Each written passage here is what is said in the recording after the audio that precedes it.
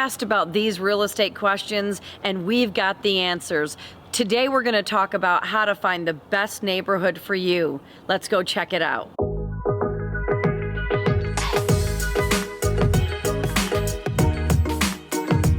Hi, this is Denise from Vivid Lifestyle Realty, your go-to source for all things real estate and lifestyle in beautiful Corona, California and the surrounding areas. And today we're going to talk about how do I choose the best neighborhood for me when I'm looking for a house? And we're going to tell you about the top 10 right now. Number 1 is safety first. So what I like to tell my buyers or clients to do is you want to kind of drive in the area during the daytime, see how many people are, parked out in front and how that looks. So just so you're cautious about the amount of people that are there, in the general neighborhood and how many cars are parked. And the other suggestion I do is drive there at night to see if there's parties going on or different things that you're not, very excited about. It gives you a good idea kind of like during the day and during the night what to expect. And if anything looks shady, you can kind of like try it again another day and see if it like corrects itself. If not, that might be something that you're not extremely happy about, and that could play a factor. Another thing is kind of just looking on searching the internet for that particular area on your crime rate and seeing, if that plays a part in your decision as well. And just kind of overall making sure that you feel, comfortable and safe at the shopping malls, at restaurants, during the day, during the night. And if all of those things work out and you feel comfortable and safe in that general area, that's a great way to choose, to help you choose your neighborhood. Number 2 is the school quality. That's a very big deal for parents that are moving in the area with children, whether they're high school aged or, just starting kindergarten. That's very, very important. In the Corona area, our school district, the Corona Norco Unified School District, is very highly rated. So that's a really, really big moving point. It was a moving point for us when our son was in elementary school as well.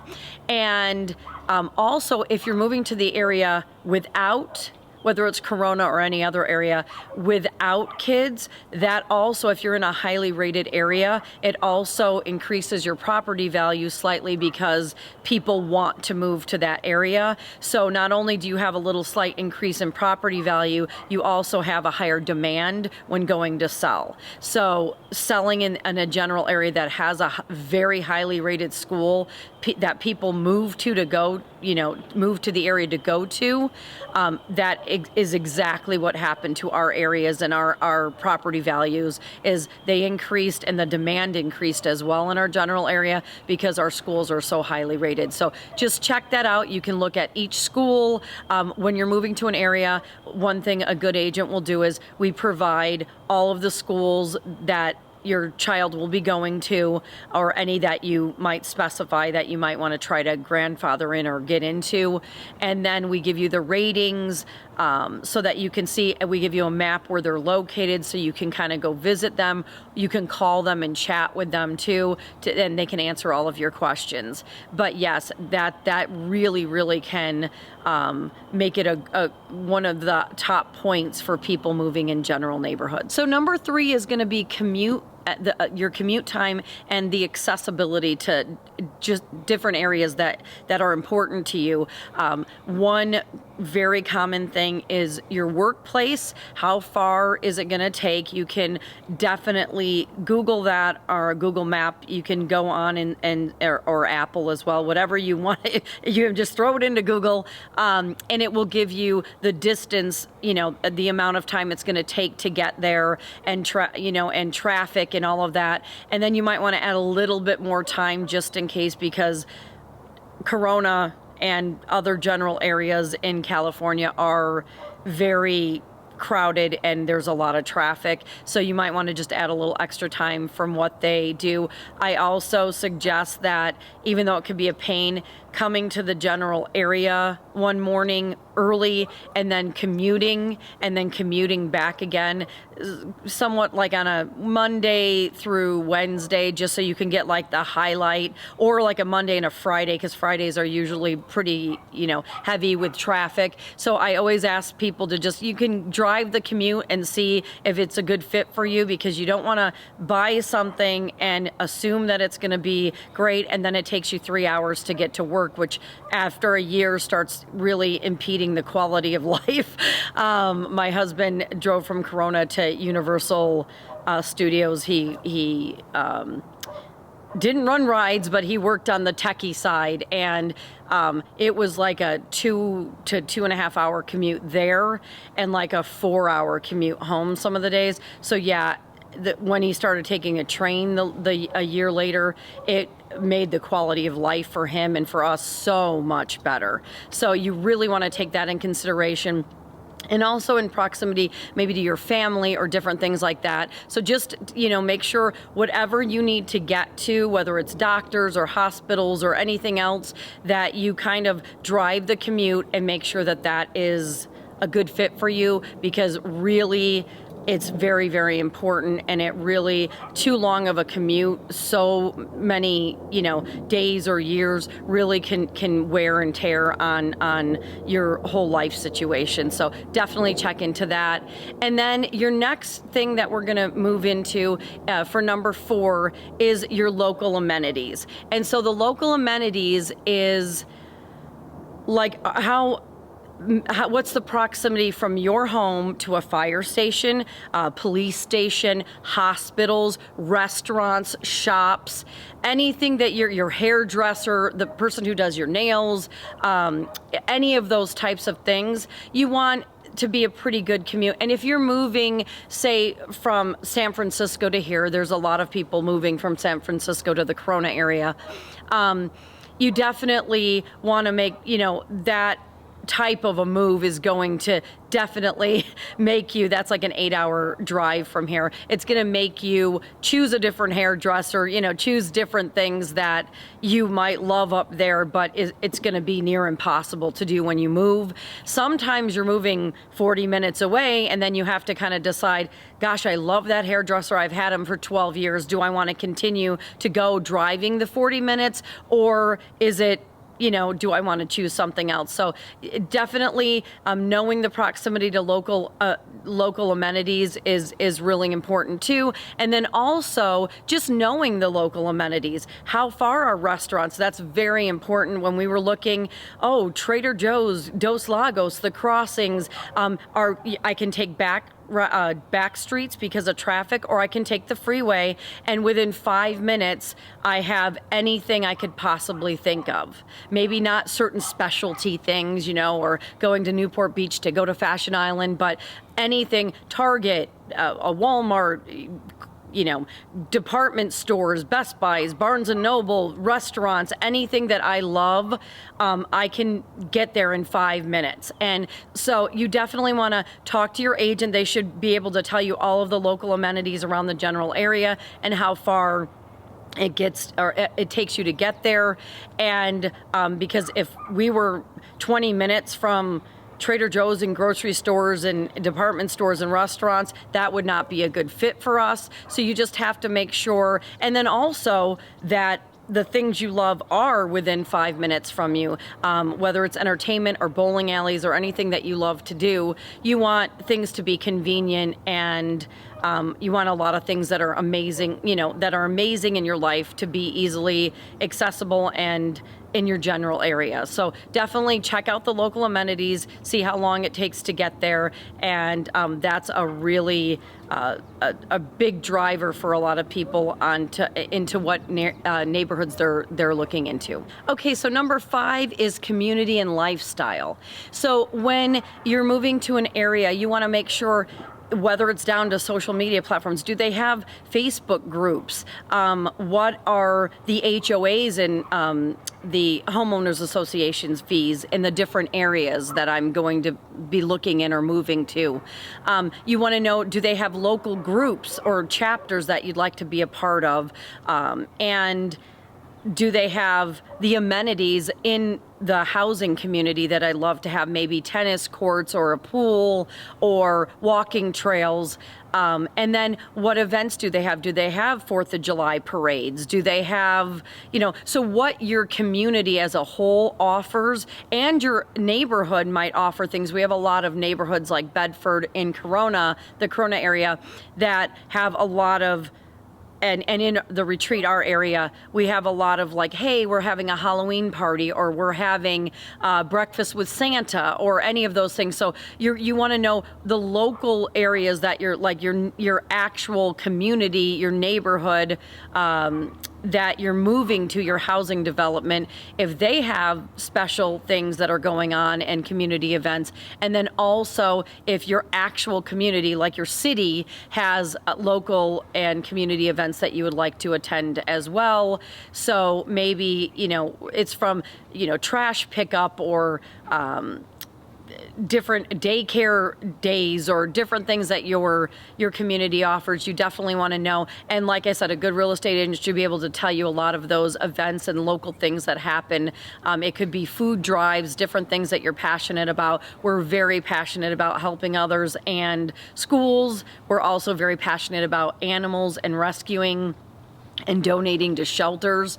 And so we like to make sure those types of things are very close to us, so that we can provide a community service, help get furry babies adopted, help the kids, and really help your community. So it's important to know those types of things. So your agent should help you. You also should be able to easily look those types of things up on the internet as well.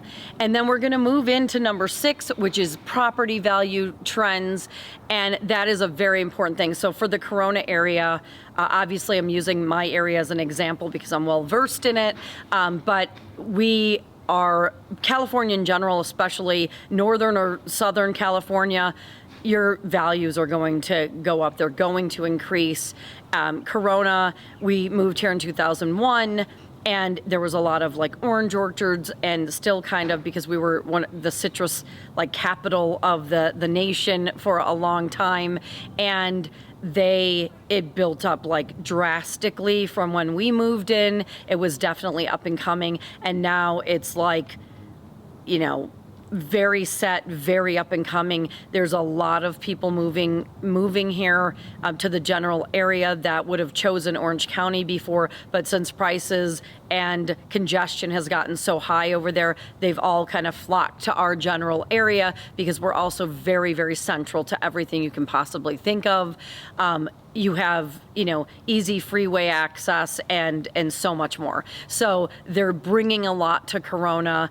There's so much buildup that we almost don't have any land left, but any little piece they can find, they're building on. And so, yeah, there's a lot that are, our area is very up and coming. Things don't stay on the market very long. Prices consistently increase, and so does the value that the community provides as well. So they always do refurbishments. They're doing a downtown refurbishment and adding a lot of really cool things, kind of like the camp in Orange County. So you just want to make sure that the property values that you looked at in the past are, and you can also talk to your agent about that, to look up kind of like, hey, what did this sell for 10 years ago, or the last time it sold? And then what are things going for now? But markets are cyclical, and even if things are on a downward trend, trust me, the general area as a whole constantly is on an upward trend. And right now, there's the houses that are on the market are selling at listing or above pretty much 80% of them, and they're going in within 25 days. So when you're looking at those things, you can ask your agent, you can look up statistics, and Redfin's a very good one for that as well, but your agent should be able to tell you. That's a pretty important point. So yeah, like I said, you should be able to use your resource like us. We encourage people to use us as a resource, whether you're working with us or not, because we have the answers to a lot of the questions. And if we don't, we get them very quickly. So that is one thing that you should definitely look for when choosing a neighborhood. Okay, so number 7 is the noise level. And that's if you went back to a few points ago, I really encourage people to drive by several times when you're thinking about it at different times of the day. It could be morning, it could be evening, but I definitely say during the day and at night, and then sometimes during the week and on the weekends, because you're making one of the biggest purchases of your life. It sounds like it might be like, oh, I have to drive to this and then take my commute or whatever. But it's very, very important before you make the plunge that you're happy as you can be with everything in your community, so that you don't move in and regret your decision, because after that, there's no going back. You either sell, and it needs time to recoup and your value and whatnot, or which is also another headache and everything, or you really do your due diligence, use your agent as a research, do your due diligence and check out the community, drive it, do whatever it takes so that you are sure when you move in, as sure as you can be, that it's a good fit for you. So you definitely want to kind of drive by and see the traffic, the noise levels. What are the noise levels during the day? What are the noise levels at night? When I'm relaxing on my patio, are people on both sides of me screaming and their dogs are barking constantly? Is that gonna, we rescue and we love our dogs so much.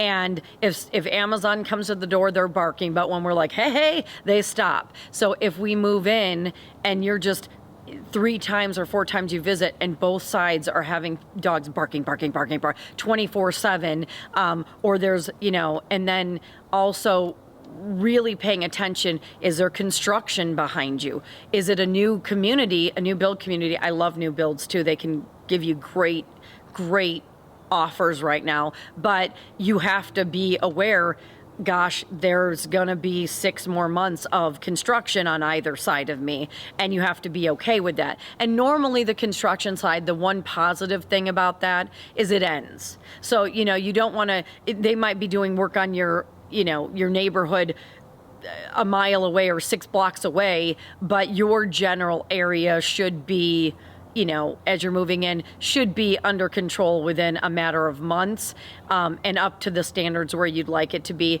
But you need to be aware what is getting built in the community is something that's getting built in our general area. If there's a blank lot behind you, that happened to us. We had some pods and a blank. We're like, well, cool. We don't have neighbors behind us. That's a big, but there's some like rusty pods way down there, and that's not like what we want to look at, but it's no neighbors, it's a great view, and we kind of did that. We asked, hey, are they planning on building anything? Because it seemed like a lot that somebody would want to sell, especially for what you were going to get at that time, for land and for land and development on land for specifically developers.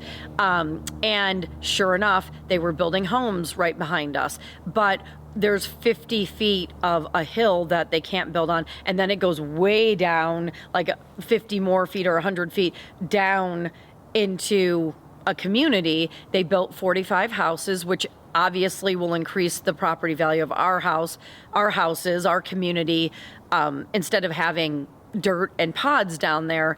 But right below us, we asked for the blueprints, and it was a park. So it's super great. We don't have homes. It's way down there, and there's a nice park to look at now. So not only did it increase our value, it gave a nice neighborhood for, that's a little, medium expensive, like 600-700s, which is less expensive than our average in Corona, for people to be able to move into and enjoy the area as well. And then the next one we're going to talk about is number 8, and that is nature and recreation. And so that was another huge thing at the time. We like to do outdoor activities, but my son loves hiking and nature and different things. So you want to know what's available. The really great thing about our area, and like I said, this is for anybody what to look for, but I just refer back to our neighborhood unless you're looking, in case you're looking for something in Corona or the general area. But we have the Cleveland National Forest behind us, which is amazing.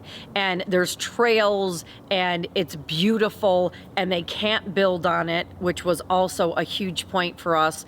We love to preserve nature, because when we moved here, you would drive by and there's billions of orange orchards, and it would smell felt so divine for a month that I would just drive sometimes to smell the beauty, and you would see all the blooms and the oranges, and it was gorgeous. What happened? It started to build up. They took all of those out. It was very disappointing to us, but the Cleveland National Forest is protected and they cannot build on it at all. So we know that part's safe, it's beautiful, it's natural, and then you can also hike it, bike it. If you really are up to it, it goes all the way to Orange County. Just gorgeous, gorgeous to look at every day. We are surrounded on all sides by beauty, and that is such a great thing to wake up to, do your miracle morning or your morning routine, take a breath of fresh air, and you have these views that are unbelievable and super stunning. It really starts your day off right.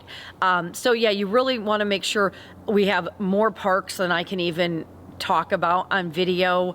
DeLeo Park, there's so many soccer fields and baseball fields, just tons of park. My son played soccer forever, and so that was important to us. What parks are available, what sports are available. So in the general area, you want to make sure, what do your kids do? Do they play baseball?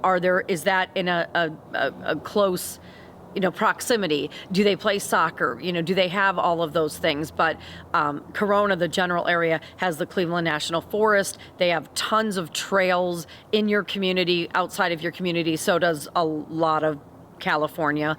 And then they also have super amounts of parks. And the really cool thing, whether it's in our area or any other area, home communities that they're building are kind of the all-in-one. They're having the marketplace that you could walk to with shops and restaurants and whatnot. They're also having like their own little parks put up in their own walking trails. So you get that in your neighborhoods now and in your community. So that's like amazing. So just check out all the nature trails. And once again, use your real estate agent as a resource, and then you can search online as well. So number 9 is your local government. And that is kind of like, what do they do? Like Corona, I go to a lot of the meetings, the town meetings, town hall meetings. I get all of their newsletters for what they're doing for the economy, and also what they're doing for the community, what they're building, what's going on. I love to be on top of all of that for my clients, for myself, and to put it out to you guys as well. So does your local government respond if there's issues? And for the most part, ours really does listen. It might take a while, but at least they hear what you're saying. Also, what do they offer? Obviously, if you're up north or in colder areas, up north is not quite as, like, we're from Chicago, but do they offer snow plowing or whatever if you're in Chicago? But do they offer specific services that you want to see? Trash removal, recyclables, and different, things like that in the community. Also, when, the town, like I said, if you go any community you're going to, obviously if you like them on the social platforms, like Facebook and Instagram, for sure, you're going to get a lot of information on what's going on, whether they're doing, certain trash pickup through the community, or park cleanups, or if they're having an event like a 4th of July event, or like we just had a new homeless shelter open up with a dog park and everything, and people were volunteering to do murals and make it really nice for people that are less fortunate, and so and also that have pets, which is really, really nice. So that was really great. They asked the community to help name it. They asked the community for help in creating murals and doing things like that, if people could volunteer. So that's really great to get involved. So I'm on the economic side and on the kind of current event side, so that I get all of the events. They also, whether they have town hall meetings or what they're planning to do, what they're planning to build, those are all really, if anything has changed in the governing laws, it's really, really good to make sure you're in alignment with that and that you're very happy with your local government. It's not going to be perfect anywhere, but you want to make sure that it aligns to your values, and that, you don't want to move to a community that they're never answering the public, they're never, beautifying the community, they're never adding things to better your experience and your life there. That would probably not be a good choice for a lot of people. But you just kind of want to make sure that you don't have to be super involved, but that the local government is doing what you want it to be doing, and that's just continuing to move forward and to build and beautify the community that you live in. So that's very important. And the last one is number 10 is sustainability. So like green building and sustainability, that's very important to a lot of people. And I just think in general as a world, electric cars and solar panels that are required in California for new buildings, it really is, it makes a big difference on an overall footprint of our entire world. So I think like green building, are they using drip irrigation in California or xeriscaping, which is energy efficient and water efficient products? Are they doing things like that? What is the local government planning to do with energy efficiency and green building and different things like that? What are their viewpoints on that? Also, the homes, like a lot of the homes that are being built are smart homes and have energy efficient appliances and tankless water heaters and green building. A lot of the buildings in the general area could be LEED certified or green building codes and different levels of green building. Are they doing things to sustain? And a lot of the schools have solar panels on their parking lots, and even stores and restaurants as well, to promote energy efficiency within big things, or big energy suckers like schools that have to have like a comfortable environment and and the air conditioning on and everything nonstop, water running nonstop. What are they doing to promote, a greener footprint? And so you definitely want, and just like the Cleveland National Forest in Corona, that's they can't build on that. That is something that's natural and green and nature, just bringing nature into your community. So you want to be aware just of what the initiatives are. Are they using any green building? A lot of the homes that they're building are definitely using energy efficient appliances, and their sound decibels are lower, and really incorporating low water plants. Some of them are even taking care of your front yard, and you have to take care of your backyard. A lot of other things that you can do personally that we have done. You can use rubber mulch, which is recycled material. It also where wood can give splinters, it blows away faster, it fades a lot. When water hits it and you're sprinkling, rubber doesn't do that. It doesn't give our animals splinters. It keeps its color for like 8 years. Ours still look brand new. It doesn't blow around as much, so you're not having to change it out, and it's not coming from trees. Also, we have drip irrigation that you can add to that really waters things the proper amount, but it doesn't overblow. You can add water reducing toilets when, newer energy efficient toilets and different things, and windows, doors, all of those types of things to, in the long run, as you own your home, things to change out. A lot of people around here add solar panels, and we have turf as well, so your animals are not getting muddy if it's raining. You're not getting a lot of insects that are coming from the grass area. And also dogs love to eat grass, and it makes them sick, so they don't touch our grass. They can, chew on it and do whatever, and it looks brand new, stays green, and you're not getting pools of water and pools of mud and having to they tell you, hey, we're in a drought, don't water, but then your grass is dead and they want to give you like a warning from your HOA. So, having the turf aspect really helps to keep your home looking nice, but you're also using so much less water, and it's so much more sustainable for animals and kids as well. So those are the top 10 things that you should look for when you're buying a home and you're trying to choose a neighborhood. Hopefully that was very helpful for you. If you're not, when you're buying or selling, you're not thinking clearly, and so many things are getting thrown at you.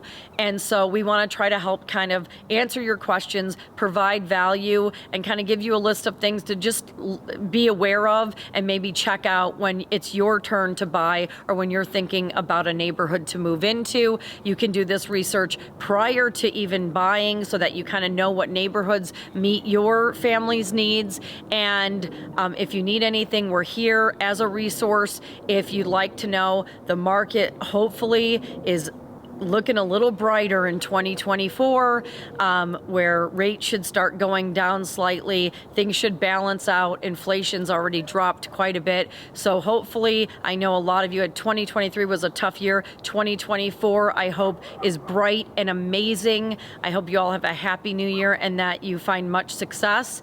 And please check out our YouTube channel for other videos like this. If you are moving to the general area, Corona, California, or the general area, or you just want some tips and tricks and pointers, we'd love for you to check out our channel. And if you could please subscribe, hit that like button and the bell. It really helps us to continue to make videos like this and to provide value for you guys. And if you have anything you'd like to say or you would like to see, please comment below. We definitely take your thoughts into consideration for sure. And you can find us on Instagram and Facebook at Vivid Lifestyle Realty.